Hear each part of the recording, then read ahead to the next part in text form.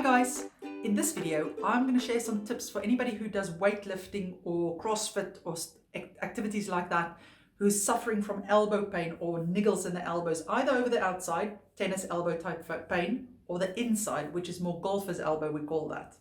So for those of you who don't know me, my name is Maryke. I'm one of the physiotherapists from sportsinjuryphysio.com, where you can get online physiotherapy assessment as well as treatment for your injuries. Have a look at the description of this video if you want a link to our website. Now, tennis elbow is basically an injury to the tendon of where the wrist extensor muscles come and attach. Their tendons come together and they attach on the outside of the elbow. Golfer's elbow is the opposite. It's where the muscles that flex your wrist or help you grip, their tendons come together and attach on the inside of the elbow. Now, tendons can be injured through either a chronic overload or an acute overload. Now, acute overload is the easiest one because it basically means you do a massive training session that tendon's not strong enough to handle. So it's used to this level, suddenly you do that, and then it flares up and it's really painful the next day. A chronic overload is actually more common for this type of injury.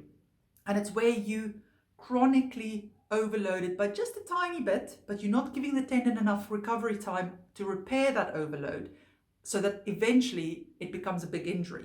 Because you've got to remember that when we train, we get micro damage in all parts of the body. So your muscles, tendons, bones, everything. And that's normal because then the body repairs it and you grow stronger through that. But if you do not allow that repair phase to take properly place, the microtrauma adds up, and that's when you get these overuse injuries. So the first thing for prevention of this is to take note of what your body is telling you. If you're starting to get really tight forearms and a bit of achiness every now and again in there, and it lasts for quite a while, it doesn't really matter how much stretching or flexibility or massaging you do. It's not really, it helps for a bit and then it comes back. That's a sign that those muscles and tendons are being overworked and they're not being allowed to recover properly. So go and have a look. If that's happening, have a look at your training schedule. What are you doing? Is it that you're doing too many high intensity training sessions? Have you actually been pushing the intensity for too many weeks on end? Because remember, we need a pattern in our weekly training that you can't just push 52 weeks of the year. You've got to have like 6 to 8 weeks where you push, and then you've got to take a bit more of a recovery cycle, and then you can push up again a little bit. But even in that period, you need to have enough recovery days between your hard sessions so that you can get the body to recover. Because if you're not recovering, you're not going to get the training benefit and you're going to end up with an injury. So that's the first step. If you're starting to get these niggles and the stiffness and tightness doesn't want to go away, react to it and give it its recovery. See how you can change your training up to help that. But now, what if you're already stuck with it? How do you get it better? You will see if you Google it on the internet, they all tell you about strength training and stretching and all of those things. But if the tendons are really painful, you're going to try and strengthen it. You're just going to make it worse because remember, it's an overuse injury. So the thing you need to do, same goes for stretching, because tendons that's really aggravated does not take kindly to being stretched. So be careful. If you do stretches, you have to feel better afterwards. What you could find is that actually 2-3 hours later, you feel much worse. So just keep an eye on that. But the best treatment for this is relative rest combined with gradual loading. So with relative rest, I mean that you just rest from the really aggravating activities. So you don't have to cut everything out, but there will be certain things you've got to cut out. So for instance, bizarrely enough, although a golfer's elbow is more sensitive to grippy type things, gripping weights can also still irritate the tennis elbow type pain because it's an isometric contraction of them.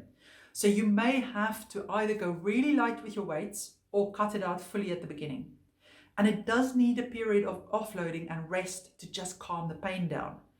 But now rest is brilliant at calming pain down, but it doesn't strengthen anything up. So even though the pain is gone after you've rested it, it won't be as strong as it was before. And if you do regular training sessions, it will flare up again. So what you've got to do then is start very slowly and introduce lightweight training sessions and give it enough recovery time in between. Now, what is a light training session? That's relative to what your body can handle and how affected your tendon is. So it's worth working with somebody just to figure out, okay, where should you really start and how should you be planning this.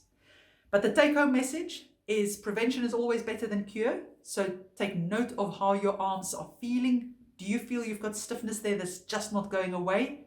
It may mean you need to look at your recovery periods and things.